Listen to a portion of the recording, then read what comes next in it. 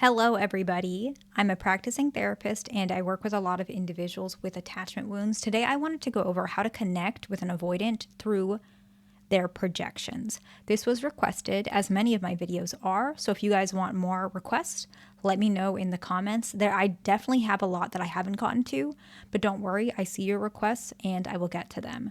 So many individuals who have an insecure attachment, they do struggle with self-awareness. So this is not just for avoidance, okay? Avoidance, both avoidance, right? Fearful avoidance / disorganized, dismissive avoidant, but also anxious preoccupied. And sometimes that lack of self-awareness comes out as projections.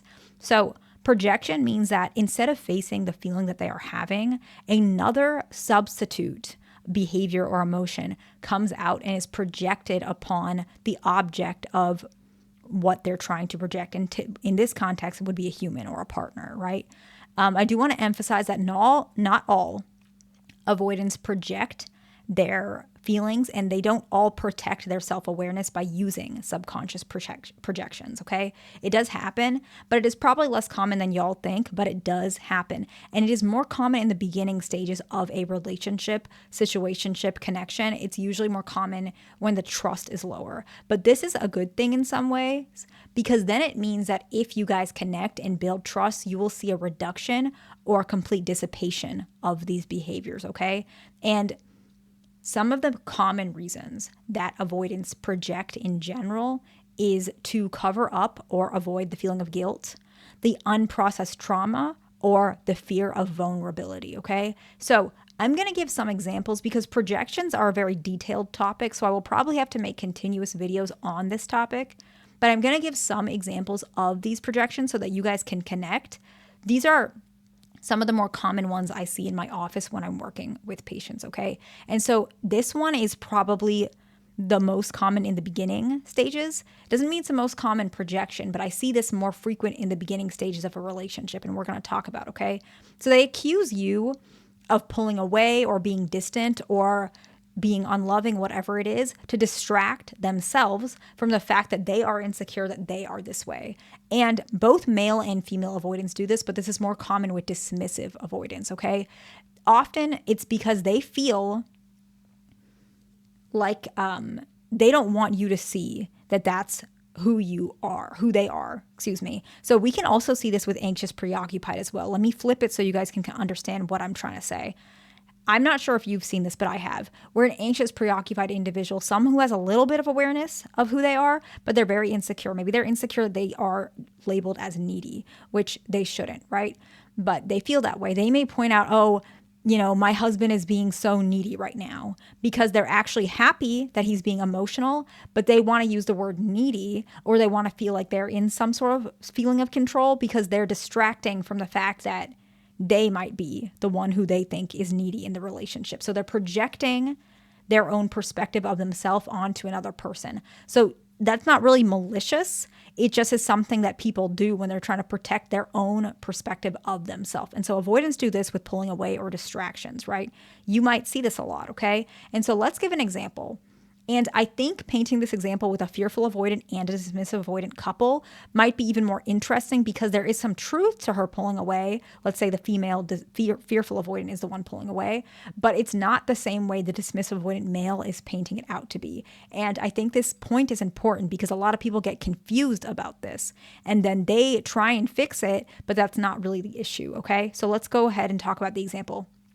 Let's say the fearful avoidant, maybe she was taken off guard when the dismissive avoidant reached out to hug her randomly, okay? A lot of fearful avoidants, they have PTSD. Some of them even have complex PTSD. So things that happen a little bit randomly or quickly, they may flinch or they may feel uncomfortable, but that doesn't mean she was rejecting you. She just didn't see it happening, right? And he knows that, but he's going to take this as a moment to kind of project. It's not meticulous. It's not on purpose. It's not planned, but that's how his feeling is. She reacted, but only slightly. He ends up making it a bigger deal than it is because he does feel rejected, but he could know better. But he somewhere feels like he wants to cover up the fact that when she does get close to him, she's going to find out that he struggles to let people in and he struggles with affection. And so he's laying the groundwork, it sounds so malicious when I'm saying it, but it's not, he's not thinking this way on purpose, right? He's trying to make it so that she doesn't realize that he's actually the distant one. Just like we put the example, the wife, let's say she says, oh, her husband's so needy when he comes back from a long trip. She's trying to make it seem like he's the needy one in the relationship, even though she might be the needy one, right? And that word is so negative, but typically that's when anxious preoccupied does it the most. And so dismissive avoidants do the same thing. They're trying to make it seem like you're the distant one, because later you're going to see that they are distant and they're afraid they're going to lose you to that. So they're trying to save face, but they're also trying to cover up who they really are. It's on purpose, but they're embarrassed. And it's not a good thing either. It's maladaptive. I'm not saying it's good or bad, but it's just reality, right? We're talking about psychology. There's no really concept of good and bad when we're trying to understand human behavior. We're just talking, right? And so if you notice this is happening, how do you connect through that? You can mention that, I apologize for flinching or whatever it is. And when I'm distant, let's say you're the person saying it, that doesn't mean I don't care for you. And if you are ever distant, I know that doesn't mean you don't care for me either, and I'll still accept you. You see how you put it back on their projection without saying, hey, you're projecting on me.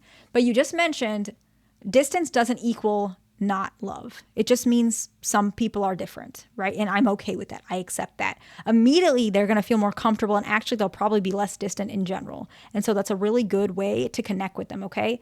The next one is, unfortunately, it's very common, and it comes from negativity. This one's also more common with dismissive avoidance, but fearful avoidants do this too. Avoiding responsibility when they feel guilty of what they did, okay? I saw this pretty recently. Actually, I saw it where it was a fearful avoidant and an anxious preoccupied, but we're going to switch it up, okay? So let's say the example is an anxious preoccupied male.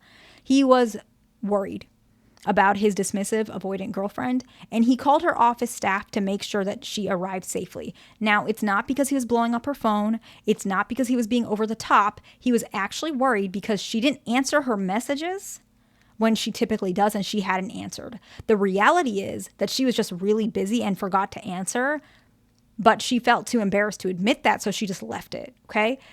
He wanted to make sure that nothing happened to her. So he called the office, hey, did she leave?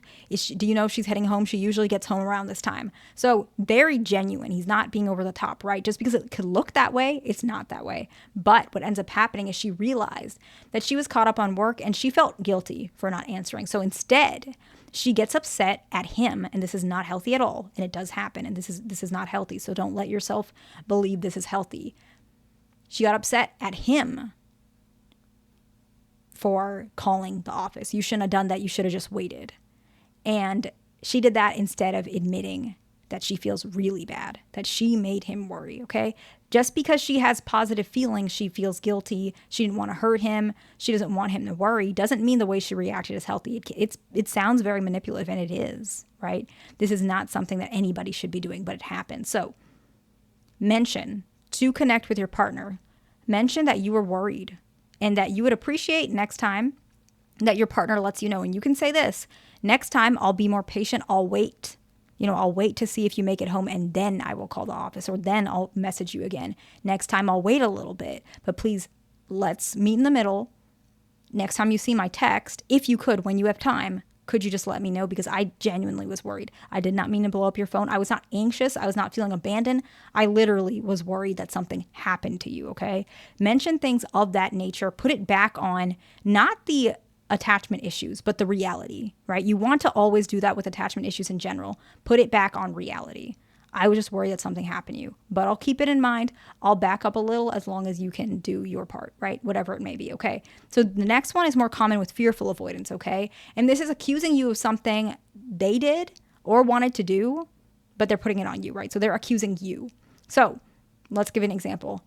Fearful avoidant male has been stressed about how often his girlfriend and him have been fighting. So what did he do? Not good. He reached out to his ex for support because he knows that his ex still likes her. He doesn't like her though, but he reached out to get some support because he knows she's going to quickly answer the message, okay? He regrets doing this. Nothing happened. They didn't do anything, but he feels awful. He realized subconsciously that if he can do this so easily, maybe his girlfriend can do this too. And so he started accusing her of cheating or talking to exes or what are you doing on your phone? Now, this does not mean that he had the intention of cheating, and everybody should, have that expectation of loyalty. So if he's worried, that's fine. But I'm not saying that you should accept this behavior. But I am saying that when he's doing this and you see that this is what's happening, maybe it means that I'm not saying it happened, maybe he's guilty about something he did. Maybe she's guilty about what she did. But how do you connect with that? You could mention yourself, just that you have no intention of cheating and that you expect loyalty on both ends. That means you didn't point out, hey, I think you're doing this. You're just saying, I expect loyalty. I appreciate that you expect loyalty. Let's work on being that way. Let's continue to be loyal to each other. You don't have to go any more detailed than that, okay? You can if you want to, but that's definitely a good start. And the very last one is unresolved past trauma. I would say that this is the most common one. Okay. Let's say a dismissive avoidant male, he had a controlling ex. His current girlfriend is not controlling, but he perceives her controlling. And maybe she asked, who are you texting?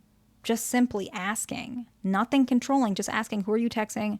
We're on a date. Is it important? Something really mild, okay?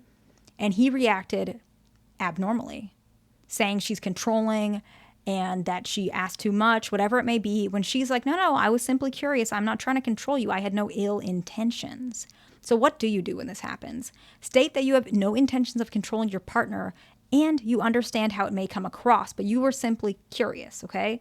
You don't have to mention, hey, I know your ex was controlling. You don't have to mention that, but keep it in the back of your mind to show I'm not like that. And at one point, if this continues to happen, you can mention, by the way, we did talk a little bit about your ex being controlling. And by the way, I'm sorry that happened to you. It was probably really painful. It was traumatic or it was difficult, right? But I'm not like that. And I do want you to respect that we're different. I'm not like your ex. You can bring that up at some point, right? And so those are some of the 4 ways to connect with an avoidant through some of these projections. And like I had mentioned, there's plenty of different types of projections. So I hope that makes sense. Please like, subscribe, and I'll see you in the next one.